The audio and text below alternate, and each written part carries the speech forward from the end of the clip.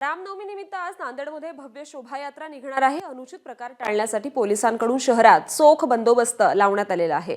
शिवाजीनगरमधील प्रार्थना स्थळासमोर तात्पुरती भिंत देखील उभारली गेली आहे। शहरात पोलिसांनी 100 सीसीटीव्ही कॅमेरे लावलेत। आज दुपारनंतर राम भक्तांची भव्य शोभायात्रा इथे निघणार आहे। आढावा घेतलाय आमचे प्रतिनिधी अभिषेक एकबोटे यांनी।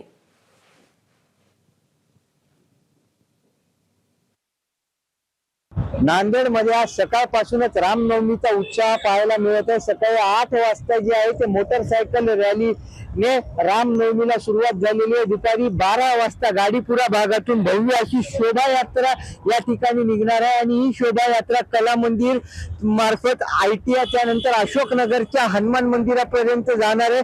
तुम्ही जर पाहू शकता शिवाजीनगरचा परिसर आहे जिथे प्रार्थना स्थळासमोर तात्पुरती भिंत उभारलेली आहे। नांदेडमध्ये रामनवमी शांततेत साजरी व्हावी यासाठी पोलिसांनी हे नियोजन केलेलं आहे। विशेष म्हणजे आजच्या या रामनवमीचा उत्सव साजरा करण्यासाठी हा उत्सव शांततेत साजरा व्हावा यासाठी 1200 पोलीस कर्मचारी जे ते या ठिकाणी तैनात करण्यात आलेले आहे। पोलिसांची या भव्य शोभायात्रेवर करडी नजर राहणार आहे। जवळपास 100च्या वर सीसीटीव्ही कॅमेरे देखील लावण्यात आलेले आहे। रात्री देखील वरिष्ठ पोलीस अधिकारी या ठिकाणी उपाययोजनाचा आढावा घेतलेला आहे। तुम्ही पाहू शकता हे जे प्रार्थना स्थळ आहे इथे पूर्णपणे ही भिंत उभारलेली आहे। तसेच त्याच्यावर जे आहे ते पांढरा कपडा देखील लावण्यात आलेला आहे। दुपारी 12 वाजता या यात्रेला सुरुवात होणार आहे। त्यानंतर संध्याकाळी 7 वाजेच्या दरम्यान जी आहे ही शोभायात्रा या शिवाजीनगर भागातून जाणार आहे। अभिषेक एकबोटे, ABP माझा, नांदेड।